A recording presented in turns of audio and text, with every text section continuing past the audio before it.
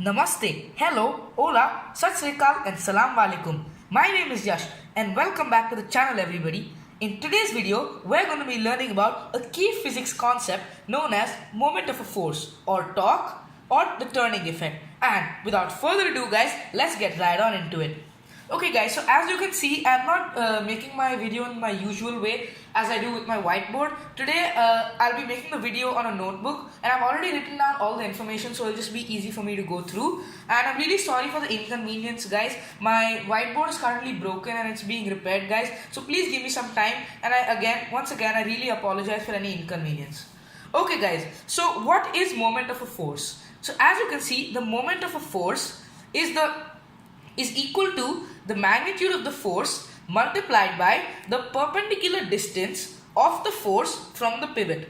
Now guys, there can be two types of this moment of a force. We can either have a clockwise moment of a force where the turning effect generated makes the object turn in a clockwise way, or we can have an anti-clockwise moment of a force where the turning effect generated makes the object move in an anti-clockwise direction. Alright guys, let's move on to an example now. Now let's say we have a pivot over here and we have a metal bar on top of it. In this example guys, we're considering the weight of the metal bar to be negligible, because if we take the weight of the metal bar into consideration, it's going to cause a whole lot of other problems for us. Anyways guys, if you want me to make other videos that go into more depth on this topic, please do let me know in the comment section.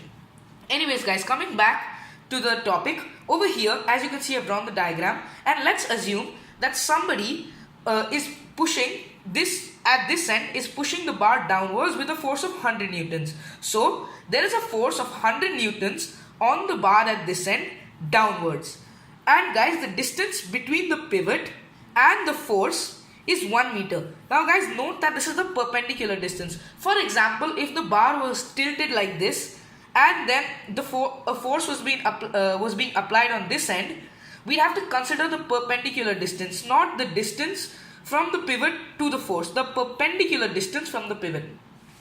Okay guys, so what is the moment of the force generated by this force?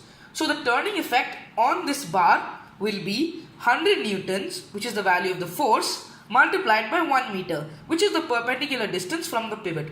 That will give us, as we all know, 100 into 1, which is equal to 100 newton meter clockwise. Now why do I say clockwise guys? Because when you put a force downwards on this end, it will make the object rotate in this direction, and this direction guys is how a clock goes. So hence this is the clockwise direction. So we can conclude that this force generates a turning effect of 100 newton meters in the clockwise direction, that is CW.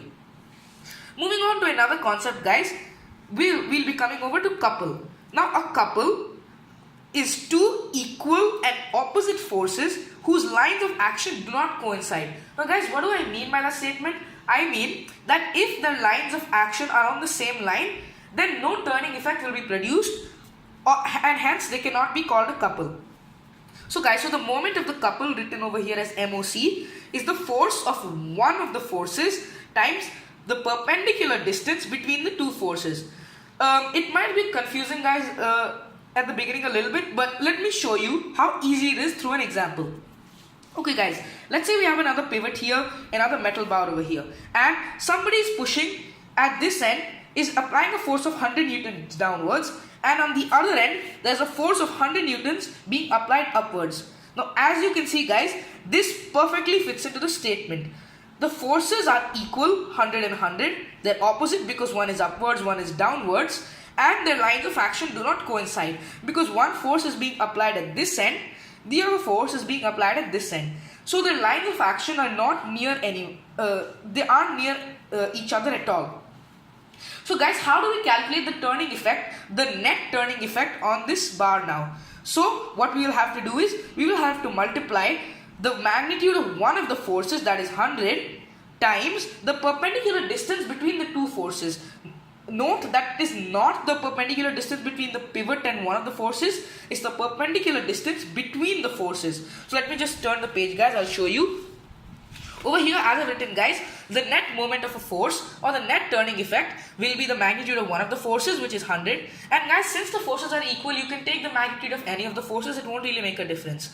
and we multiply this by the perpendicular distance between the two forces, which is 2 meters. So the final net turning effect is 200 Newton meters anti-clockwise. Now why do you say anti-clockwise, guys? That is because when this force applies a force, when there's a force applied downwards here and there's a force applied upwards here, finally the object will turn like this, because over here it will go upwards, then when it comes over here it will go downwards. So the final rotation or the direction of rotation will be this, guys, and that is anti-clockwise because this is opposite to how a clock moves. Alright, guys, now let me I just want to bring to your notice an important note. The force in the equation, as I said, is the force of only one force and it is not the sum.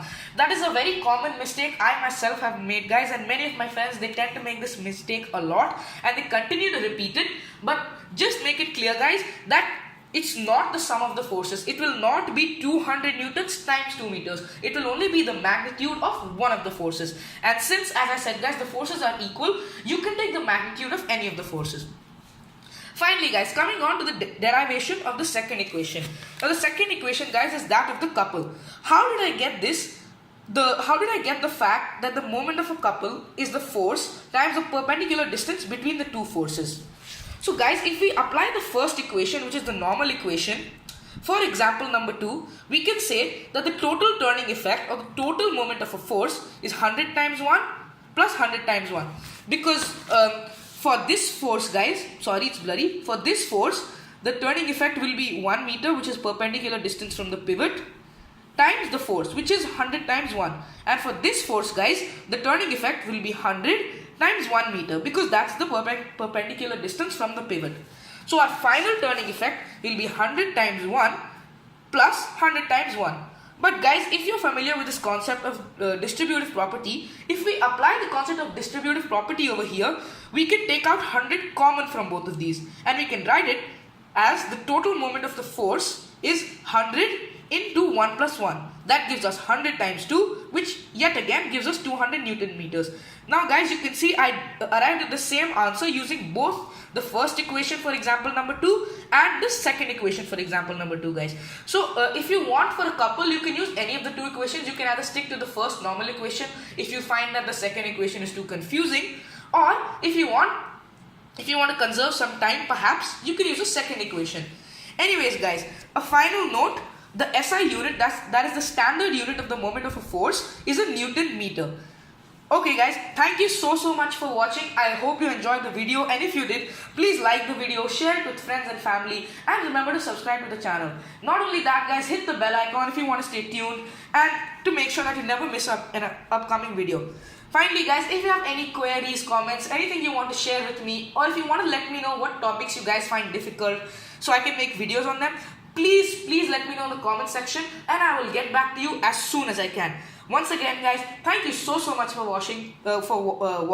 I'm Yash and I hope you enjoyed. Goodbye.